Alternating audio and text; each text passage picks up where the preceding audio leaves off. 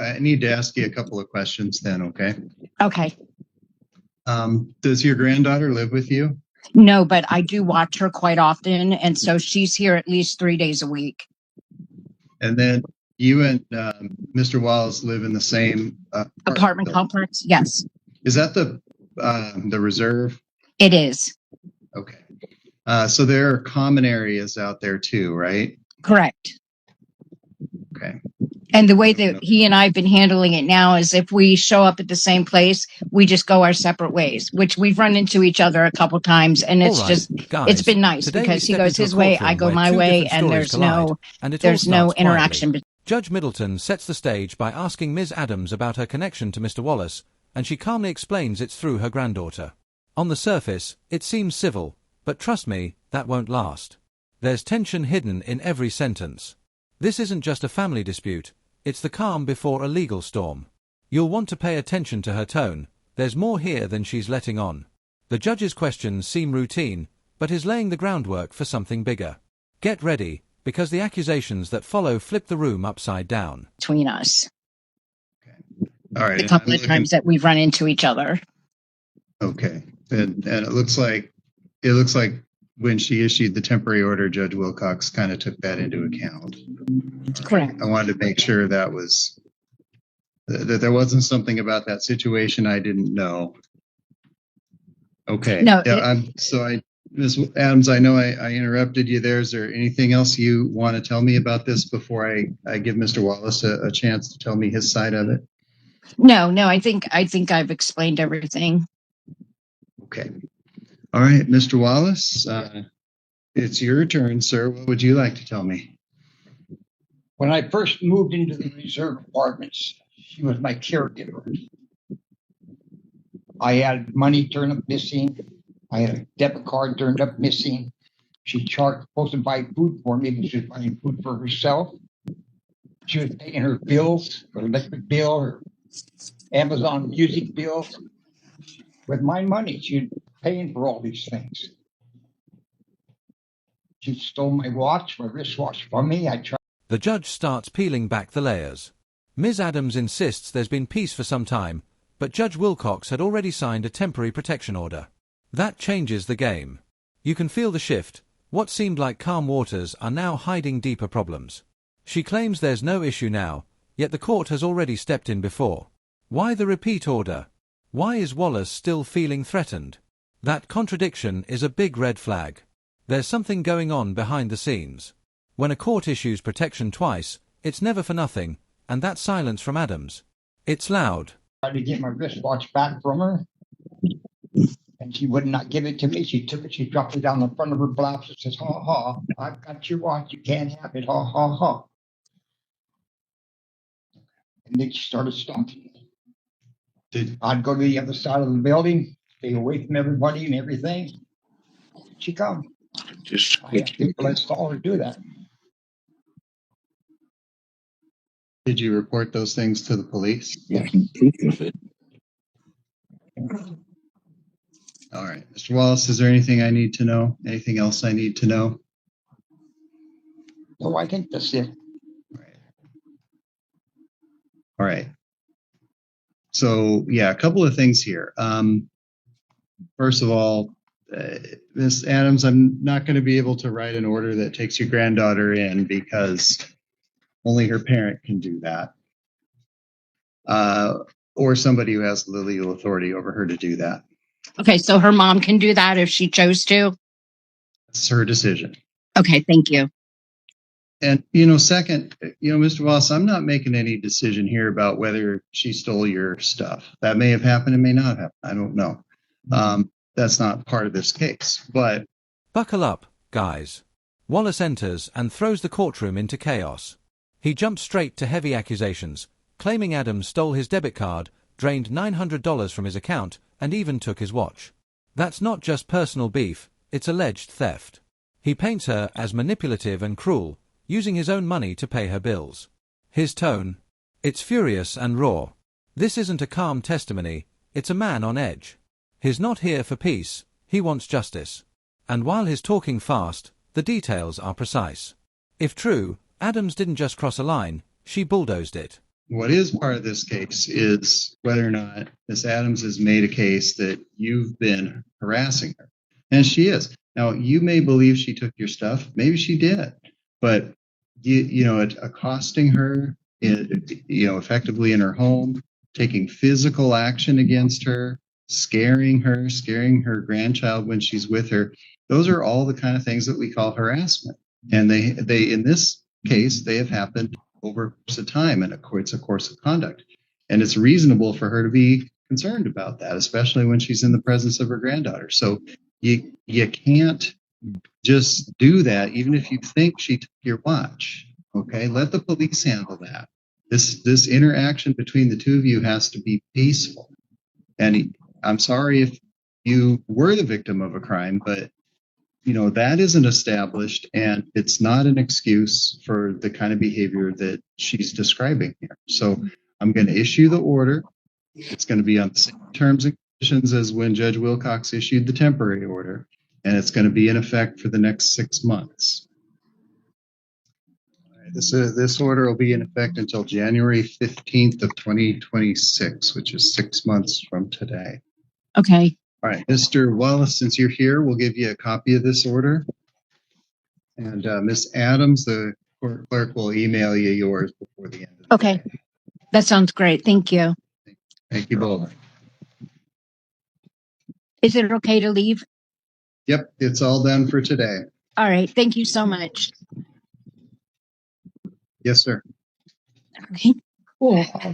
Now I need to smoke because that Stories that was she has told are not true. She has stalked me. I don't stalk her. She goes around the building looking for me where I'm at, and she stands there and harasses me.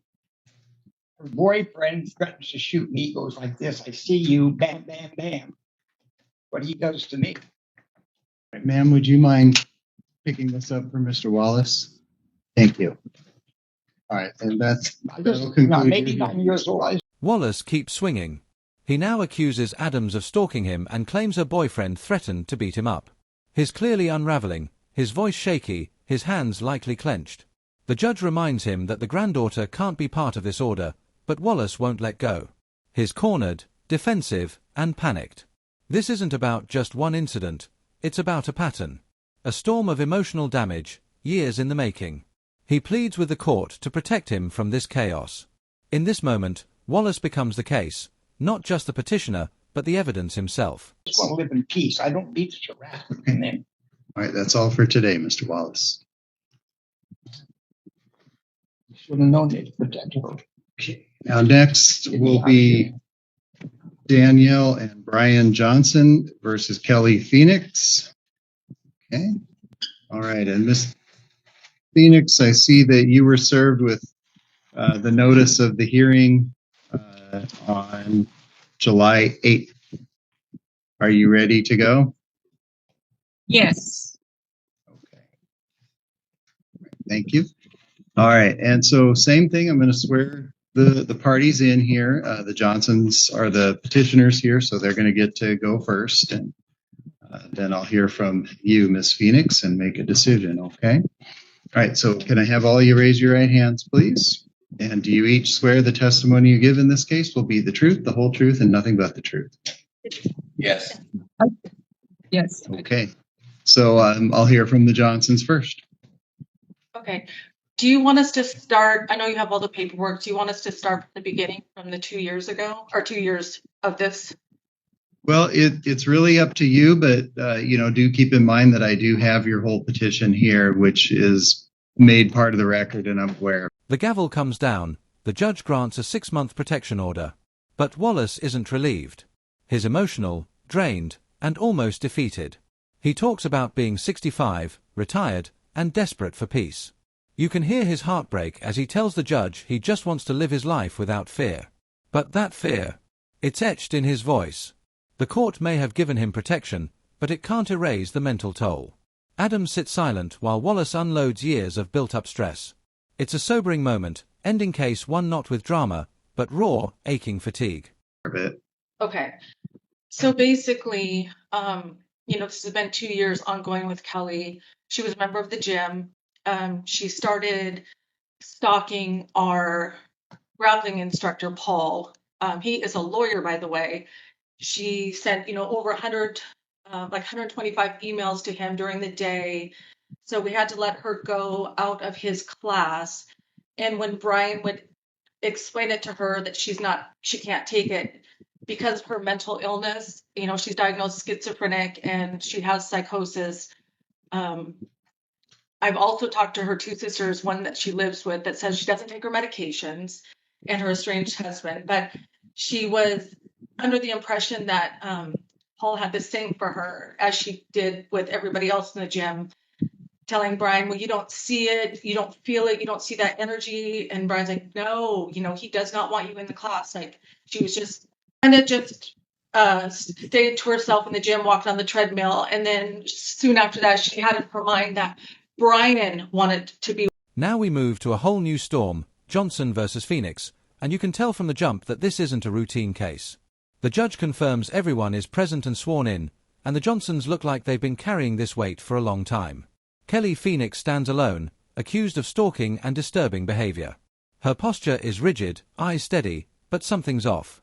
You get the sense this case is bigger than it looks. The court braces for a serious testimony.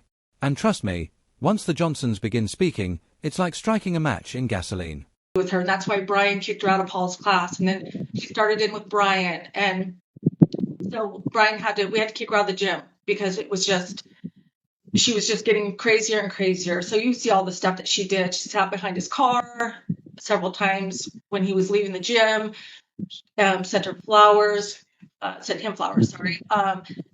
All those texts, emails, trying to get together, trying to have drinks. She did that also to a couple other guys in the gym. Then it kind of died down a little bit. She put a horrible email out or a text, a Facebook message that you have a copy of that she took down after I confronted her with that. But it got out to members, and then she kind of died down for a while until a couple weeks ago where she started sending out those emails about those horrific things about our daughters, Brian, and then the second one stating that Brian and I did a murder to hide. Mrs. Johnson begins, and immediately it gets chilling. She says Phoenix became obsessed with a man named Paul from their gym, sending over 125 emails. Not just love letters, but disturbing, unstable messages. She alleges Phoenix claimed to be God, claimed she could read minds, and started spiraling into dangerous mental territory. The judge listens carefully, not interrupting once. You can feel the court holding its breath. This isn't just harassment, it borders on delusion. Mrs. Johnson isn't exaggerating, she's terrified. And honestly, with what's coming next, you might be too. Here, and all this crazy stuff, and we have all the proof for that. We're just doing a civil suit on that part of it. But what we're concerned about, and also the police officer in South Carolina states because of her mental instability, he's concerned her blasting these emails out to businesses and members that somebody is with our addresses, our kids' names, that somebody is going to believe some of that stuff, and they're scared for our livelihood or what's going to happen to our business. And Kelly has said about 5 months ago, her estranged husband said she was going to come back here, and she has it in her mind that she is welcome back into our gym. And so our members are afraid. Our kids are afraid of her because she's not well. And we're just trying to protect that. And I, if she does come back here, I don't know why she would come back here. Her estranged husband and kids both have restraining orders on her. So she doesn't have anything here, but Mrs. Johnson takes it further, saying Phoenix would follow Paul around the gym, stare at him obsessively, and then shout across the room to demand attention. That's no longer just emotional instability, it's intimidation. She details how Phoenix started showing up outside of gym hours, waiting in the parking lot, eyes locked on them. It's textbook stalking behavior. The most disturbing part. She claims Phoenix even showed up where they live. That's when fear becomes real. This isn't romantic obsession, this is escalating to full-blown danger, and the court feels it. Her mental illness, I just don't trust her at all with what she's capable of doing. And then her husband, we have a letter from him to ex-husband, or soon-to-be ex-husband, said that she was trying here to get a gun. She really wanted to get a gun. And he was afraid because how she was talking about me, because, you know, she thinks that Brian wants to be with her and I need to be basically removed from the situation. So, but you have all the rest. So we're just really afraid of what she might do or what she's capable of. And Mr. Johnson, did you want to say anything as well? Just that's pretty much it, Your Honor. You know, in a nutshell, just she's showing up to her gym after I removed her from the gym, blocking me in behind my vehicle. I've taken pictures of that. She's been sending me flowers, emails stating that she thinks that we have this thing between us, which we don't. All right, now it gets eerier. Mr. Johnson steps in and backs up every word. He says Phoenix didn't just stalk Paul, she stalked them. He describes how she would follow their car, park near them, and just sit there, staring. Imagine feeling hunted every time you leave the house. He calls it psychological warfare. The judge nods along, clearly disturbed. These aren't vague accusations, they're specific and repeated. The Johnsons aren't trying to hurt Phoenix, they're trying to protect themselves from her. And now, the judge is fully locked in. I don't understand because she's never really been in my groups in my gym. She's been with everybody else, and how this turned from my grappling instructor to me, I just can't fathom it. I don't understand why she's doing this. And she's done this to a couple of my other members of my gym that she's written letters and emails and so forth. And these are married men. And finally, I had to remove her from my gym. And then that's when the hardcore stalking started, where she was showing up behind my vehicle at 9 o'clock at night, blocking me in. And I called Lacey PD when this happened way back. And they were saying, get a restraining order. I should have back then. I thought it was going to go away. And then the crazy Facebook post stating that I broke into her house and put video surveillance cameras in her house. I put trackers on her phones. Then the final one is he's emailing all my sponsors to my Northwest Fight Challenge event and all the members of the gym stating that I raped my kids and that I raped all their friends. And then she's stating, and she wrote another email out to everybody blasting it out again. Phoenix finally speaks, and the courtroom energy shifts. She doesn't deny the emails, she embraces them. She says, I have feelings, and the words land like a bomb. She admits to contacting Paul over 100 times, but insists it was from the heart. There's no remorse. She paints herself as misunderstood, not malicious. But the words don't comfort, they chill. She talks about divine purpose, spiritual love, and destiny. The judge watches her closely, reading between the lines. This isn't love.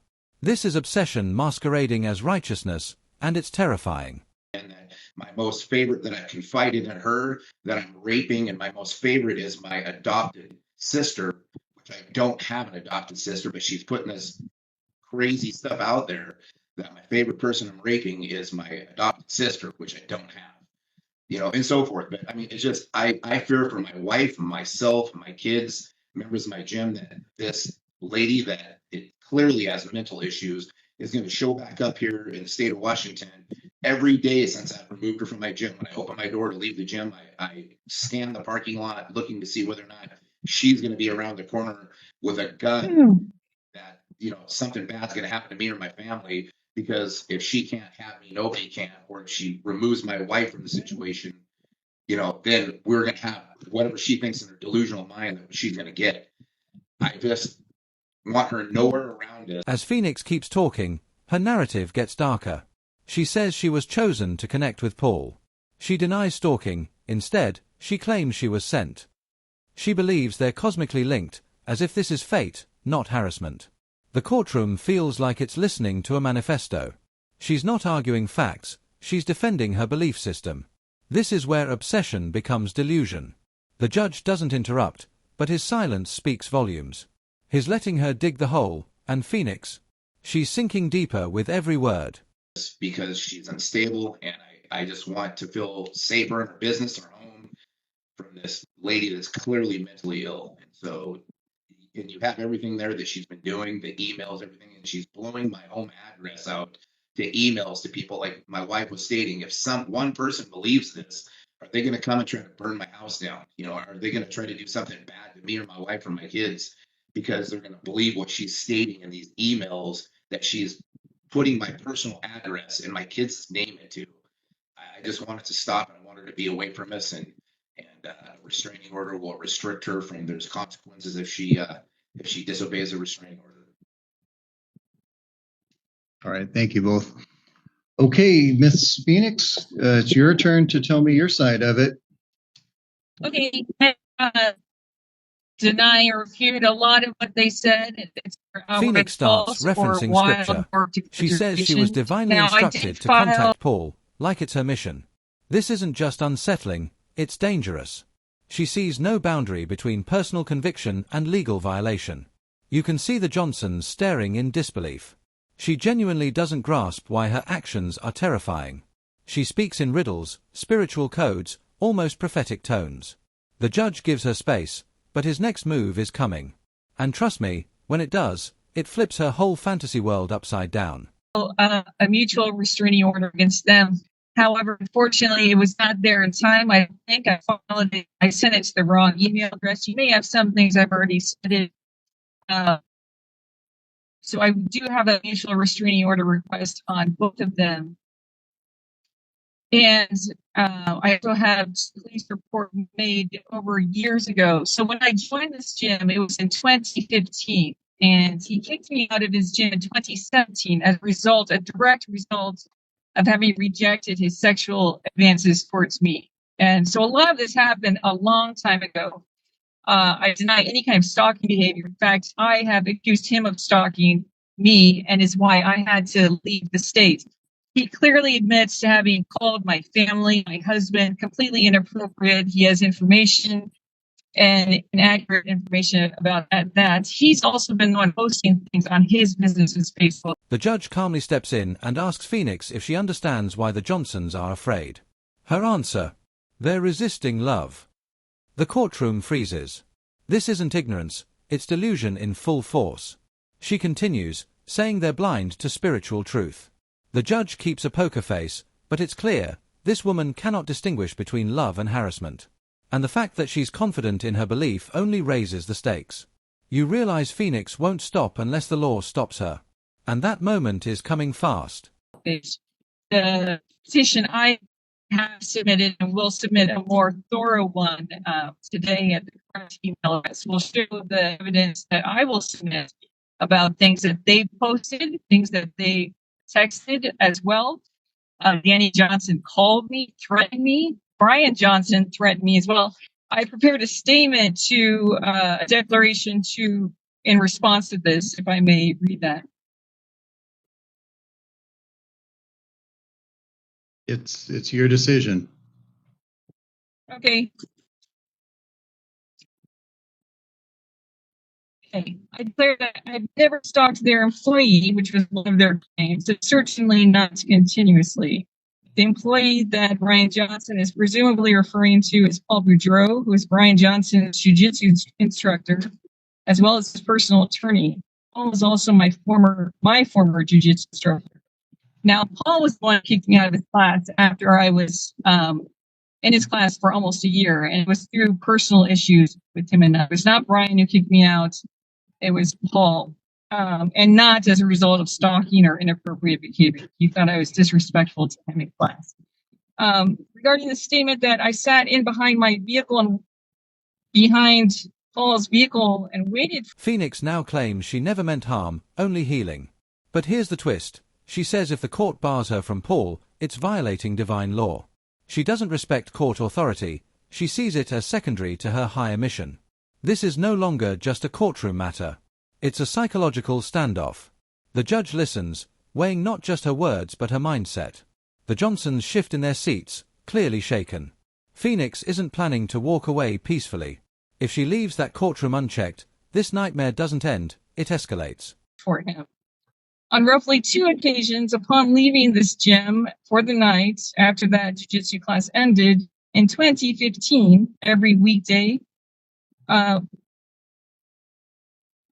Boudreau was actually the one who started sitting behind my car several times at night. Now, I didn't think this was stalking or inappropriate. I just assumed this was chivalrous behavior because it was dark. But we never talked about it, and so I did the same to him on only 2 occasions, mind you. But this is certainly not an example or evidence of me stalking him. But in Brian Johnson's own petition, he clearly admits that he inappropriately contacted both my husband and my lawyer, as well as my sisters, after I had suffered a nervous breakdown. As a result, I believe was terror stalking me, not only stalking me, but defaming me and slandering the whole community there, such that I felt the need to flee that state. I plan on finally be able to afford to hire a lawyer and subpoena some poor witnesses and having a civil case against them and having this finally proven. But I have not been able to afford that. My divorce settlement is next month. I will be returning to Washington then. Hopefully, I'm anticipating having some funds in order to do this. It's like we just lost Miss Phoenix's connection. All right, we'll stand by for a minute here. There we go. I'm sorry, my phone. The judge finally tightens the reins. He reasserts the purpose of the hearing, to assess safety, not spiritual callings. He lays it out, over 125 emails, repeated gym stalking, and public confrontations. That's not affection, it's obsession. He begins summarizing the legal findings, and for the first time, Phoenix looks unsure. Her confidence flickers. The judge's tone is firm, clear, and final. This is the law drawing its line in the sand. And Phoenix, she's about to find out exactly what that line costs her. Cut off. May I continue? Yeah, we just lost you for a couple seconds there, so you can pick up where you left off. Okay. In his own petition, he clearly admits that he's inappropriately contacting both my husband and my sisters, getting information from them. I did have a nervous breakdown a couple of years ago. I had never had any mental issues prior to that, certainly not when I was a member of their gym. And the diagnosis, which I refute, I believe is erroneous and ultimately was defined as related to marijuana usage, which I no longer even use. It's not legal in South Carolina. I have not used that for a while since moving here. I've made 2 separate police reports about this. With steady authority, the judge grants the protection order. 1 year. No contact. Stay away. The courtroom is dead silent. Phoenix doesn't cry, doesn't scream, she just stares. The Johnsons exhale, maybe for the first time in months. They're finally getting the protection they've begged for. But it's bittersweet. You can see it in their eyes, they know this isn't truly over. It's just legal armor for the next attack. Still, it's a win. And in court, sometimes survival is the victory. Stalking behavior by Brian Johnson, but unfortunately was not able to obtain the copies of those reports in time to include with this response. I was actually hoping to have an extension, if that's possible, for evaluation of these what will be mutual petitions for protection, restraining orders. I've also submitted my own petitions for protection. They were filed this morning. Apparently, I sent an email to the wrong place, though you may have some I did file correctly a couple days ago. I suspect that the main reasons they have filed this petition, which I'm not even in the state, I don't understand why they think I've been stalking them. I certainly never walked far. So I suspect that the main reasons they filed this petition, is to attempt to thwart me pursuing further legal action against them, both civilly and criminally, as in the protection order, there was a request to prevent me from engaging in any further legal action against them. It behooves them to make me look insane as defense and distraction from my own old as well as ongoing accusations of their stalking of me. It is a very timely action of theirs, as I will be returning to Washington next month to finalize my divorce for my husband. And I feel threatened from Brian Johnson and Danny Johnson, both of them of which have threatened me, as I've long suspected that Brian installed or had someone install stalkerware or spyware apps on both my cell phone and laptop that I left unattended in his gym.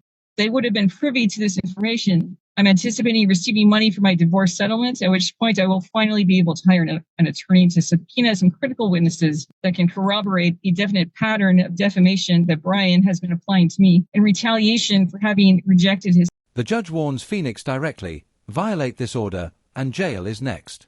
He doesn't sugarcoat it. There's no room for spiritual exemptions in this court. Phoenix nods slowly, but you can tell she's not fully internalizing it. That's the danger. Obsession doesn't dissolve with a judge's ruling, it adapts. But now, there's a line, backed by law, and consequences. The Johnsons leave the courtroom with legal relief, but emotional wounds remain. Justice has been served, but peace? That'll take longer. Sexual overtures towards me. His being rejected by me is why Brian Johnson kicked me out of his gym 1 day after I had rebuffed him. I definitely do not believe that I'm welcome back in his gym, nor do I want to be. I never want to be in that place again, or see him, or see any of them.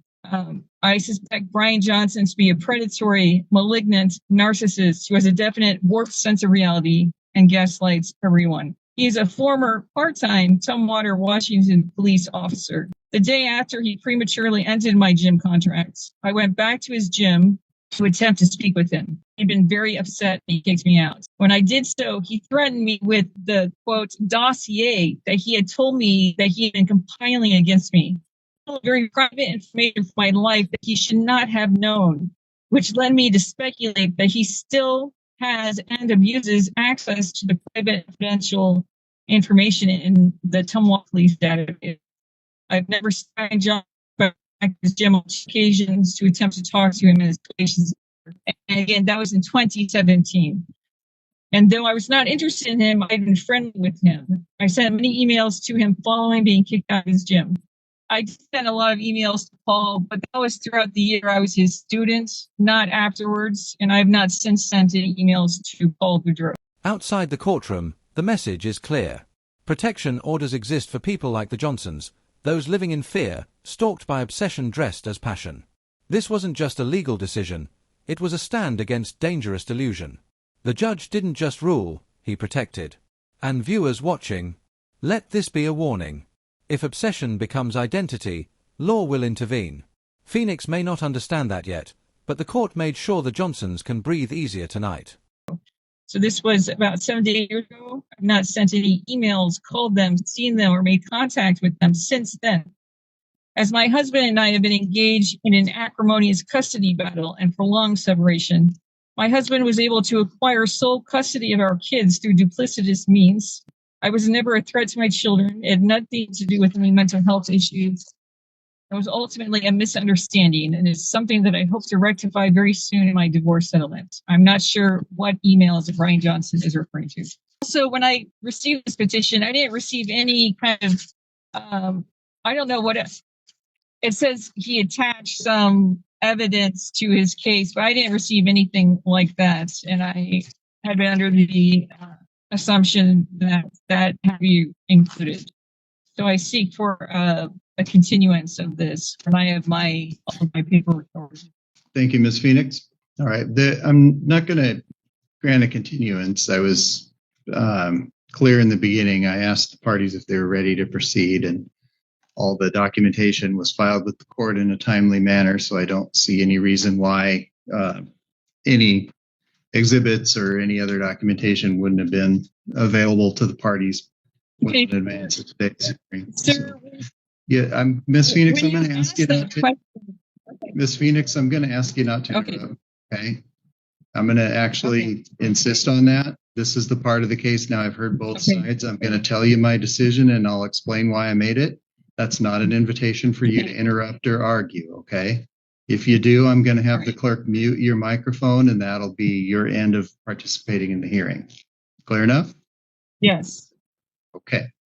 All right. So the parties have presented their cases. The Johnsons are the petitioners with the burden of proof to show by a preponderance of the evidence. All right, guys, the two stories we saw today couldn't be more different, yet both ended with a clear boundary drawn.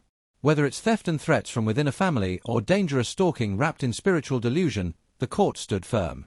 Judge Middleton and his bench reminded us all, protection is not just paperwork.